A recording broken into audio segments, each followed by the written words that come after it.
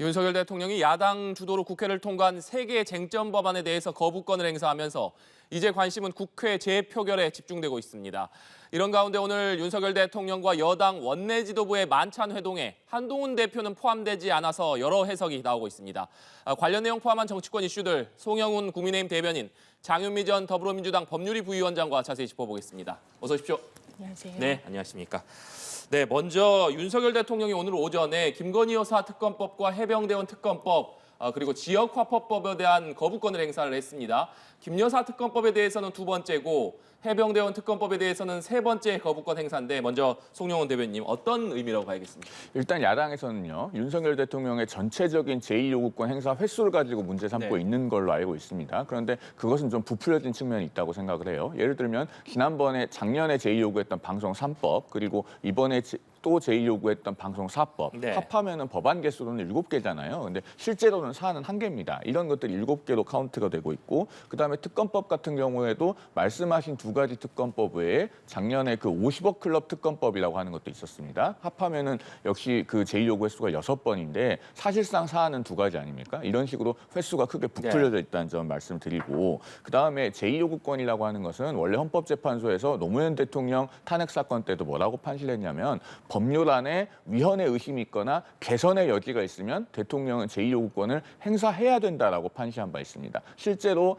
윤석열 대통령의 제2요구권 행사 이후에 입법 개선이 돼서 여야 합의로 통과가 된 사례들이 있죠. 이태원 참사 특별법이라든가 그다음에 전세 사기 특별법 같은 경우는 실제로 그렇게 됐습니다. 그런 점을 말씀드리고요. 그다음에 지금 이제 제2요구가 된 특검법 같은 경우에 계속 지금 다람쥐 쳇바퀴처럼 도돌이표를 돌고 있죠. 야당이 단독으로 통과시키고 제2요구하고 그다음에 재표결에서 부결되고 폐기되면 또 발의하고 이런 무한 반복이 되는 것을 야당 스스로도 잘 알고 있는데 그러면은 여야 협상을 통해서 뭔가 조율하려는 시도를 성의 있게 기울이지 않고 계속 단독으로 발의하고 통과만 하고 있습니다. 저는 이런 국회 운영은 이제는 좀 지양될 필요가 있다 이렇게 생각합니다. 네, 장윤미 부위원장께서는 어떻게 보십니까? 대통령의 거부권 행사가 헌법상 권한인 건 맞죠. 그런데 무제한적으로 허용하는 게 과연 맞습니까? 24차례라고 하더라고요. 이게 87년 민주화 체제가 도입된 이후에 정말 유례가 없는 일인데 그렇다면 하나하나 좀 분별해 볼 필요는 있겠습니다. 김 여사 특검법 관련해서는 본인의 배우자와 관련된 부분이에요. 이것을 수사와 관련된 부분을 사실상 거부권 행사로 막는 것이 맞습니까? 아닙니까? 최상병 특검은 국민들의 여론도 워낙 높고 많은 변모가 있었죠. 이 한동훈 대표께서도 전당대회 출마하시면서 공수처 수사와 연동짓지 않겠다. 이 부분 국민 눈높이에 맞게 하겠다라고 이야기하셨습니다. 그래서 민주당으로서는 사실 이재명 대표도 상당히 제3자 특검 법안에 대해서는 비토 목소리가 있었죠. 반대했지만 어쨌든 수용했습니다. 그렇다면 그 과정 중에 논의는 여당이 활발히 했습니까? 참여는 뭐 적극적으로 했습니까? 지역화폐도 마찬가지입니다. 일단 기본적으로 예산의 문제 그리고 전 국민한테 지원하는 부분에 대한 문제의식이 있다면 이걸 선별하든지 분별하든지 이런 논의에는 최소한 착수하는 것이 집권 여당의 태도 아닐까요? 무조건 야당이 발의했다고 비토를 놓고 거부권 행사만 하는 이 정국이 국민들께 도움이 됩니까? 이 책임은 오로지 이 집권 여당으로서 책임을 담당해야 되는 부분이 있는 겁니다. 그렇다면 그 부담이 과연 누구한테 갈 것인가? 더더군다나 특검과 관련해서는 국민 여론이 상당히 높습니다. 거부권 행사만으로 이 부분이 그럼 유야무야 될 것이라고 생각하는 건 그야말로 착각이다. 이런 생각 듭니다. 네. 민주당은 오는 4일 그러니까 모레 본회의를 열고 재표결을 한다 이런 계획입니다. 관심은 국민의힘이 이번에도 단일 대우로 과연 부결을 시킬 것인가 이 여부에 쏠리고 있는데 아무래도 국민의힘에서 8명만 이탈을 한다면 재표결에서 이 법안들이 통과가 될 수 있기 때문에 국민의힘에서 이탈표가 과연 나올 것인가 이 부분에 관심이 쏠리고 있습니다. 송영훈 대변인님, 국민의힘 당내 지금 분위기는 어떤지 좀 말씀해 주시죠. 제가 모든 의원님들과 말씀을 나눠본 건 아니지만 저는 지난번과 판단이 크게 바뀔 걸로 보지 않습니다. 자연스럽게 장 부위원장님께서 조금 전에 말씀해 주신 것에 대한 반론과 연결이 되는데요. 저는 민주당이 해병대원 특검법 관련해서 진정한 의미의 제3자 추천 특검법을 냈다고 생각하지 않습니다. 형식상 대법원장의 손을 빌릴 뿐이지 없이 야당이 무제한적으로 그 추천된 후보에 대해서 비토권을 행사할 수 있지 않습니까? 게다가 야당이 추천된 특검 후보 중에 2명을 고르는 것은 여전히 똑같이 유지되어 있어요. 그것은 진정한 의미의 대법원장 추천 특검법이 아닙니다. 그래서 국민의힘에서 그동안에 이것은 무늬만 제3자 추천 특검법이다 분명하게 지적해오지 않았습니까? 당내 의원들이 그런 점들을 다 알고 있고 그다음에 이 해병대원 특검법과 지금 동시에 올라오는 게 뭡니까? 김건희 여사 특검법인데 그 김건희 여사 특검법은 심지어 야당이 특검 후보를 추천하게 되어 있습니다. 그러면은 자 무늬만 제3자 추천인 특검법을 동의할 수 없는데 야당이 특검 후보를 다 추천하는 특검법은 동의할 수 있겠습니까? 이게 패키지로 묶여있기 때문에 저는 아마 당내 의원들께서 판단이 크게 달라지지 않을 것이다. 그다음에 의사 일정이 있어서도 이걸 10월 4일에 한다고 하면 지금 오원식 국회의장은 10월 10일이 공직선거법 사건의 공소시효가 그때까지이기 때문에 그 전에 해야 된다라고 말씀을 하시는 것 같은데 오늘 당장 통과시켜도 10월 10일까지 어차피 수사 못합니다. 그러면은 이걸 지금 하는 이유는 뭡니까? 10월 16일에 그 기초단체장 4곳 보궐선거가 있기 때문에 그 선거에 영향을 미치고자 지금 이렇게 서둘러서 하는 의도가 뻔하거든요. 그런 점에서 저는 아마 그 당내 의원들의 평가와 판단은 크게 달라지지 않을 것이다. 이렇게 봅니다. 네. 기초자치단체장 선거 이번 달이죠. 이번 달에 보궐선거가 있는데 여기에 좀 영향을 미치려는 의도가 있는 것 아니냐 이런 분석 주셨습니다. 어떻게 말씀 주시겠습니까? 별로 동의되진 네. 않습니다. 일단 그 지역 현안에 굉장히 좀 천착하는 선거라는 측면이 있고요. 물론 큰 흐름과도 관련되지만 이제 민주당으로서는 공직선거법의 시효가 물론 공직선거법이라고 다 시효가 6개월은 아닙니다. 이게 뭐 후보 매수죄나 이렇게 중한 죄 같은 경우에는 10년 시효이기도 하거든요. 근데 지금 수면 위로 이제 막 떠오른 부분이라서 어느 시효가 이 적용이 될지는 좀 지켜봐야 됩니다. 그렇다면 전 오히려 야당으로서 10월 10일이 도관 이후에 처리하겠다고 하는 거는 직무유기라고 생각을 합니다. 그리고 김건희 여사 특검법과 관련해서 이탈표가 지금 당장 나올 것인가? 저는 지금 당장 나올 분위기는 좀 아니라고 생각합니다만 이미 여당 내에서도 균열이 발생하지 않았나라고 생각되는 측면이 있습니다. 하나의 징조라고 할 수 있는 건 지금까지 국민의힘이 민주당이 발의하는 법안에 대해서는 필리버스터로 이제 좀 맞섰던 부분이 있습니다.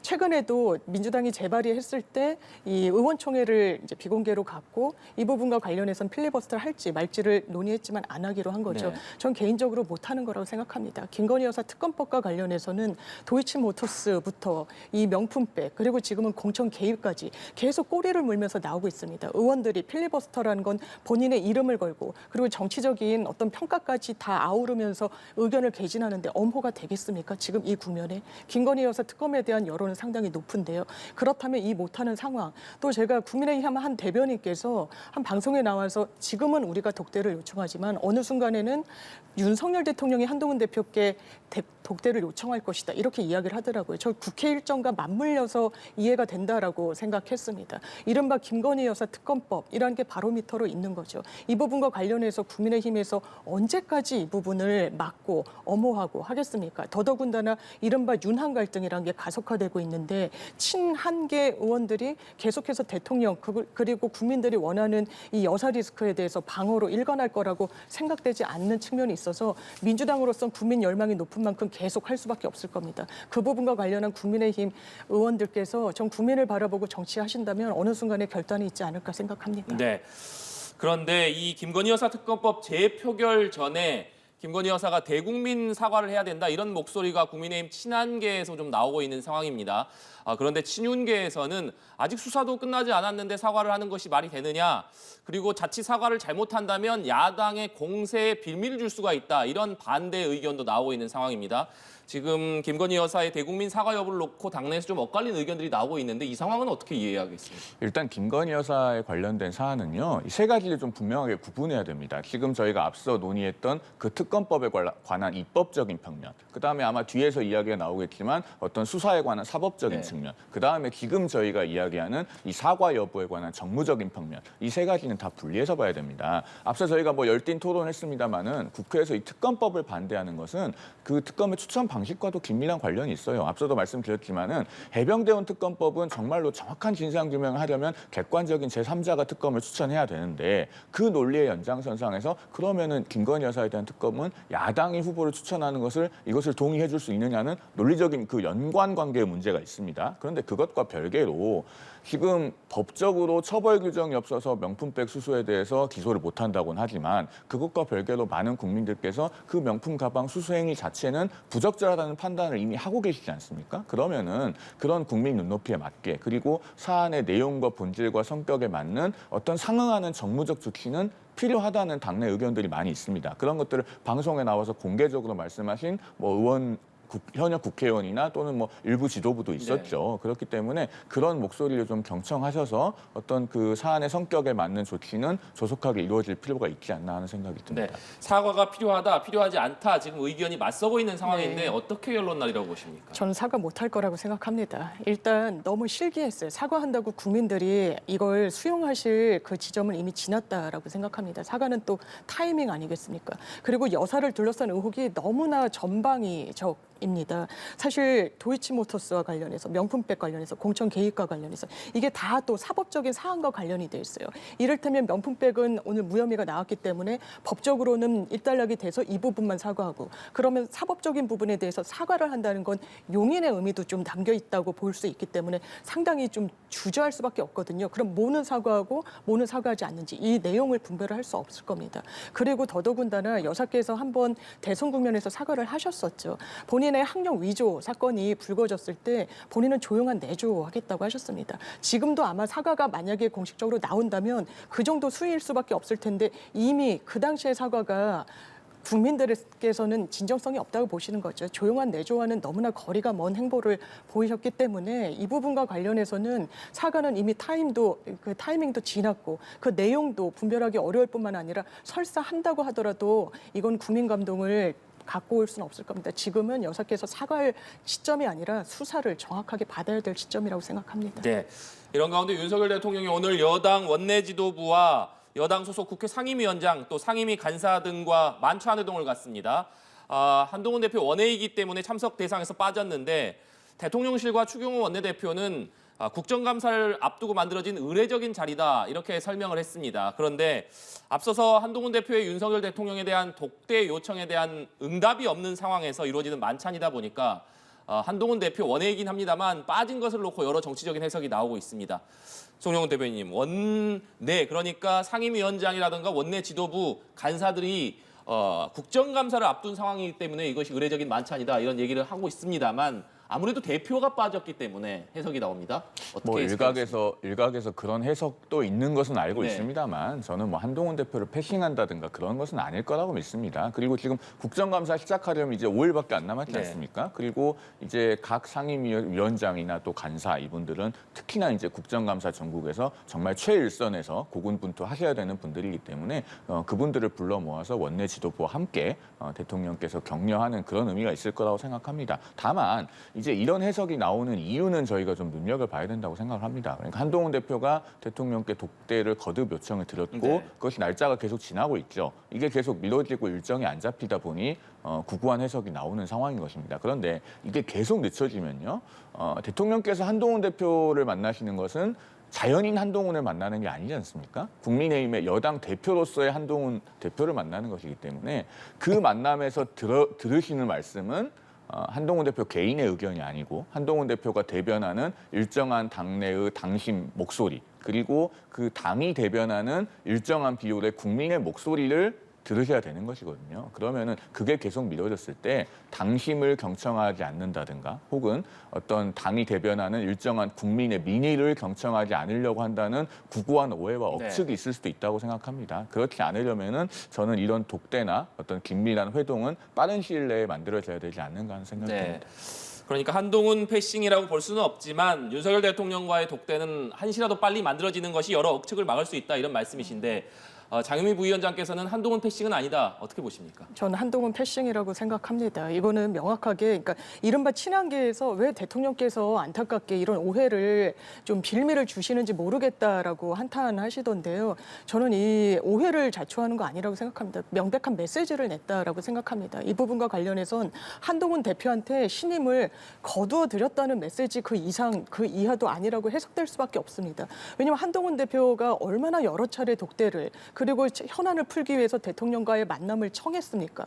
그런데 거기에선 딱 선을 긋고 이 부분도 어떻게 만나게 됐는지 그 경위를 대통령실이 설명을 했더라고요. 그거는 추경호 원내대표가 청했기 때문이라고 했습니다. 지금 국감을 앞두고 그리고 뭐 특검법 처리를 앞두고 당연히 만날 그런 이유가 있죠. 그런데 추경호 원내대표와 한동훈 대표가 만나는 업무가 수행해야 되는 업무가 분별되어 있는 게 아닙니다. 각각 모든 원내 상황도 한동훈 대표가 최종 책임을 지는 겁니다. 그리고 무게감에 있어서는 원내대표보다 훨씬 엄중하죠. 당대표의 그 무게감이라는 게요. 당원과 국민들의 판단을 선택을 받으신 분이기 때문에. 그런데 딱 고립시키듯이 이른바 왕따를 시키듯이 해서 원내의 어떤 전략을 원내 사령탑과만 일부 지도부와만 논의를 한다. 이건 대통령이 너무나 명백한 메시지를 낸 거다. 그리고 이 부분은 대통령께 결코 도움이 되지 않을 거다. 너무나 그 현명함을 드러낸다고 국민들이 보실 거거든요. 그냥 국민들 입장에서 생각을 한다면 당연하지만 독대도 그걸 두 번, 세 번 만나는 게 뭐가 그렇게 꺼려지는 일일 겁니까?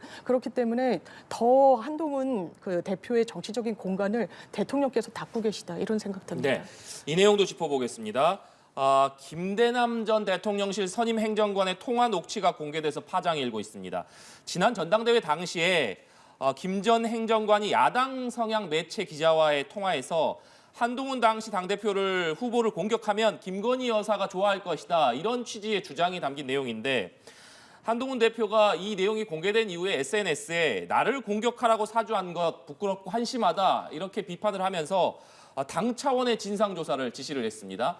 한동훈 대표가 상당히 신속하게 당 차원의 진상조사를 지시를 했는데 그 배경은 뭐라고 봐야겠습니까? 그 SNS 끝부분에 보면 네. 국민들께서 어떻게 보실지 걱정스럽다는 취지의 한 문장이 붙어있지 않습니까? 바로 그 부분이 핵심이라고 생각합니다. 그러니까 한동훈 대표 개인으로서는 일종의 지금 이게 정치 공작의 피해자죠. 피해자지만 내 개인이 억울한 거나 이런 부분은 혹시라도 참고 넘어갈 수도 있을 겁니다. 그런데 이게 지금 있어서는 안 되는 정치 공작 아닙니까? 사실은 그 몰카 영상 같은 것을 보도했던 그러니까 언론이라고 부르기도 참 민망한 특정 유튜브 매체와 결탁해서 허위 사실을 가지고 정치 공작을 시도한 거예요. 당연히 우리 정치에서 근절되어야 될 일이고 특히나 팩트와 진실을 기반으로 하는 정치를 펼쳐야 될 보수 정당에서 있어서는 안 되는 일입니다. 그러면은 철저하게 진상조사하고 규명을 해야죠. 그런 차원에서 지금 오늘 감찰 지시가 된 것이라고 보이고 여기에 대해서는 이제 윤리위원회 회부라든가 지금 이 김대남 전 선임행정관은 오늘 오후에 확인해 보니까 아직까지 국민의힘 당원인 것으로 파악이 됩니다. 네. 그래서 윤리위 조사라든가 그다음에 필요하다면은 뭐 법률자문위원회 차원에서 형사 고발이라든가 이런 부분까지도 검토를 할 것으로 알고 있습니다. 네, 장현미 부위원장께서는 한동훈 대표가 이렇게 신속하게 진상조사를 지시한 배경 뭐라고 보십니까? 이 워낙에 좀 그냥 넘어갈 수 없는 일이라고 생각했을 겁니다. 이게 같은 진영 안에서 이루어진 일이에요. 더더군다나 한동훈 대표와 윤석열 대통령은 특수관계입니다. 굉장히 친밀한 관계였고요.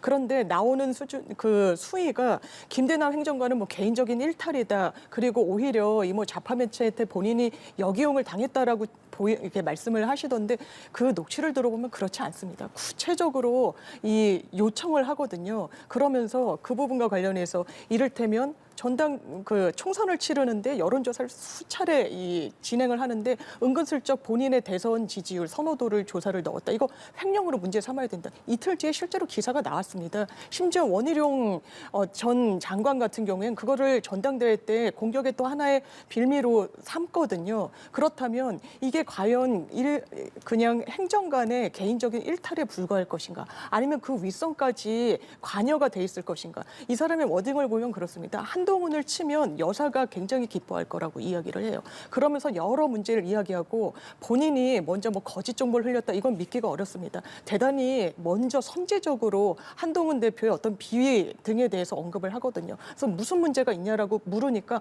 자녀 문제가 있다라고 또 얘기를 합니다. 청문회 때 이른바 자녀 입시 비위와 관련해서 문제가 됐던 상황을 또 환기시키게 되는 거죠. 그렇다면 이 부분은 사실상 공멸로 가는 길로 볼 수밖에 없을 겁니다. 이게 어떻게 왜 나왔는지에 대해서 이 진단을 할 수밖에 없을 텐데 사실 김대남 행정관은 그냥 평당원입니다. 그리고 평당원에 대해서 징계하는 게 과연 이게 맞는가 전례가 있는가도 살펴봐야 되겠지만 본인이 징계를 좀 무마하기 위한 의도인지 지금 보도에 따르면 탈당을 했다라는 보도까지 나오고 있어서요. 이게 실질적인 성과로 이어지기는 좀 어려워 보입니다. 네, 마지막으로 이 내용 짧게 짚어보겠습니다. 김건희 여사의 명품백 의혹 수사한 검찰이 김건희 여사와 최재형 목사 등 관련자 5명을 모두 불기소하는 것으로 사건을 마무리했습니다. 특히나 최재형 목사와 관련해서는 검찰 수심이 권고하는 엇갈린 판단이 나왔기 때문에 검찰이 이런 판단을 내린 배경이 무엇이냐 관심이 쏠리고 있는데 송영훈 대변인께서는 어떻게 보십니까? 일단 뭐 검찰이 독립적으로 그리고 증거와 법리를 잘 검토해서 판단했을 것으로 생각합니다. 네. 그래서 뭐 특별한 입장이 있다기보다는 어쨌든 검찰이 그 결론을 낸 것에 대해서 뭐 존중하는 그런 정도의 말씀을 드리고요. 조금 더 보태서 말씀을 드리자면 그 명품 가방 수수 사건과 관련해서 이제 김건희 여사는 공직자의 배우자에 대해서는 청탁금지법상 처벌 규정이 없다는 거는 지난 몇 달 동안 뭐 숱하게 논의된 바 있습니다. 그렇기 때문에 뭐 더 자세히 말씀을 안 드려도 될 것 같고 이 최재형 씨에 대해서는 사실은 이 최재형 씨의 진술이 초반에는 본인이 청탁 목적이 없었다고 했잖아요. 그러다가 후반부에 가서는 뭐 청탁이 있었다고 주장을 하면서 오히려 뭐 본인을 기소해달라 이런 상황이 됐는데 그러면은 이분의 진술에는 어떤 일관성이 없지 않는가. 즉 처음에 진술했던 것과 나중에 진술한 것이 좀 모순되는 부분이 있지 않은가. 아마 이런 부분을 검찰도 좀 그 비중을 두고 판단을 하지 않았을까 그렇게 봅니다. 네, 장윤미 부위원장님. 일단 최재형 목사라는 분이 처음엔 청탁이 아니었다라고는 자기방어적인 측면이 있죠. 통상의 사건에서 아니었다고 주장했다가 이게 청탁 성격이 있다라고 하면은 이걸 자백이라고 얘기를 하는 겁니다. 그런데 검찰은 사실 김건희 여사와 윤석열 대통령에 대해서 면죄부를 주지 못해 안달이 난 것처럼 보입니다. 명품백을 이 대통령 당시 인수위 단계였었죠.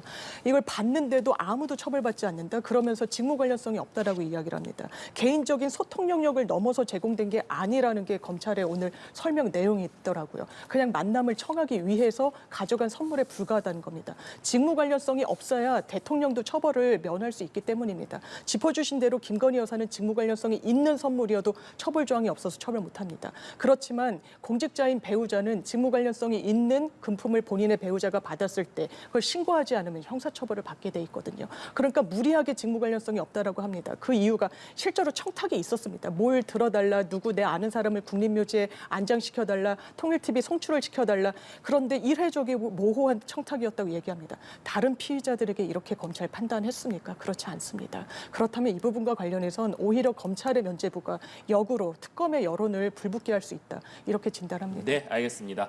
오늘 두 분 말씀 여기까지 듣겠습니다. 지금까지 송영훈 국민의힘 대변인, 장윤미 전 더불어민주당 법률위 부위원장과 얘기 나눠봤습니다. 오늘 말씀 고맙습니다.